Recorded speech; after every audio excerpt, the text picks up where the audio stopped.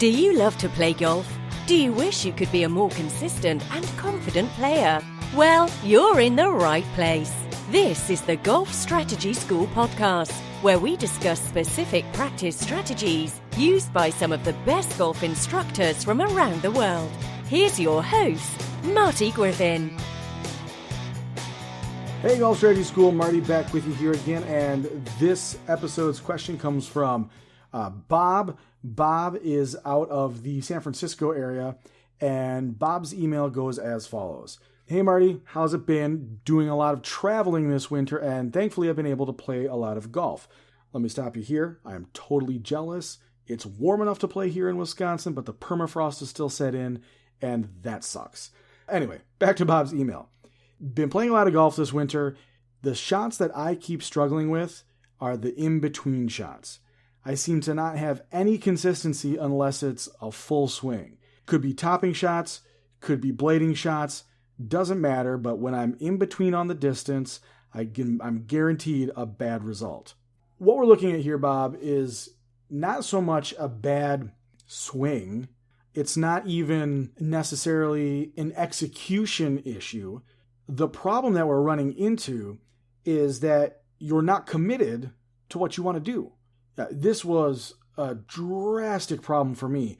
Oddly enough, when I was playing junior golf, one of my coaches, he'd follow me around the course just to not really critique me, observe me, not like a standard coach would, but he had this little notepad and he would always take notes. He would come up to me after the rounds and he would cite specific shots and he would ask me what I was thinking about. And the shots that he was citing are the shots where I either blew it way over the green or missed it way short. Situations where I was not committing to my swing or to my club or to something. So the point that he made is the fact that you're going to be better off committing to something that's dead wrong than waffling back and forth all the way up until you make contact.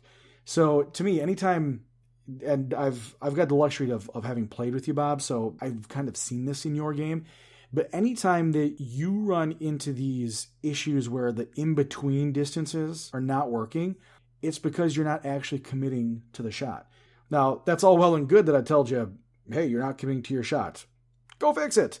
Well, the solution here is one of my all-time favorites. It's from Pia Nilsson and Lynn Marriott out of Vision 54, and it is the ThinkBox Playbox.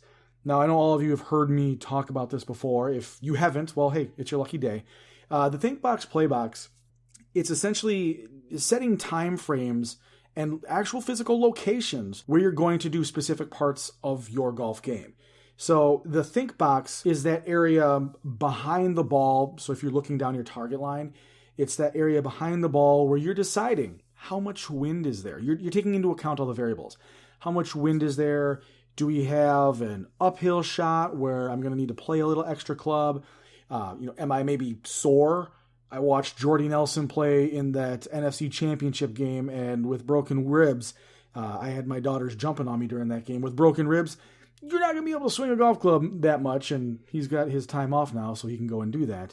But I know there's times when I'll be roughhousing with my girls too much, and I'll just be sore, and I know that I'm going to lose about a half a club. So it's about taking into account all those different variables while you're in your ThinkBox. Then as you approach the shot, as you're getting ready to address the ball, you cross this invisible line called the decision line. And from that point forward, once you cross that decision line, you no longer have the ability to make any decisions about changing your shot.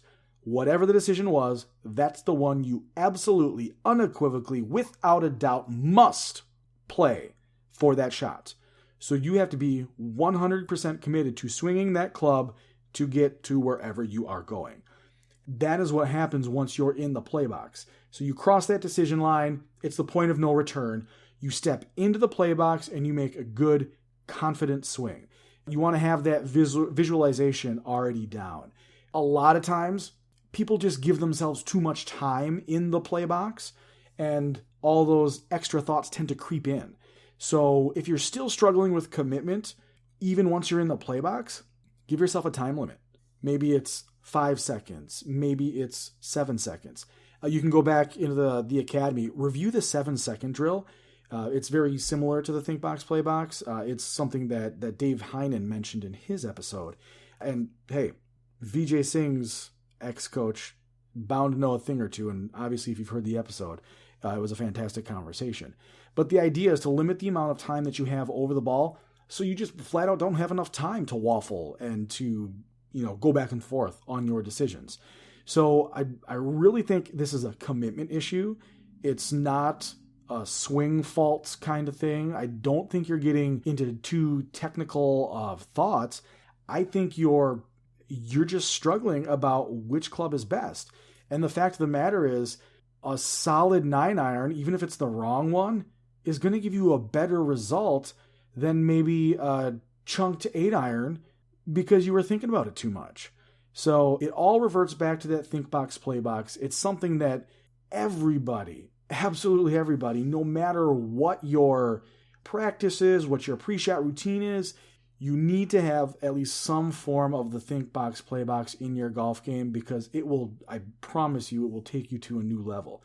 Just as a quick little example, that golf coach that I had who would follow me around and would talk to me about these different things and who would take notes, he introduced me to this concept. It wasn't the same name. I learned about the Think Box Play Box from Lynn and Pia later on.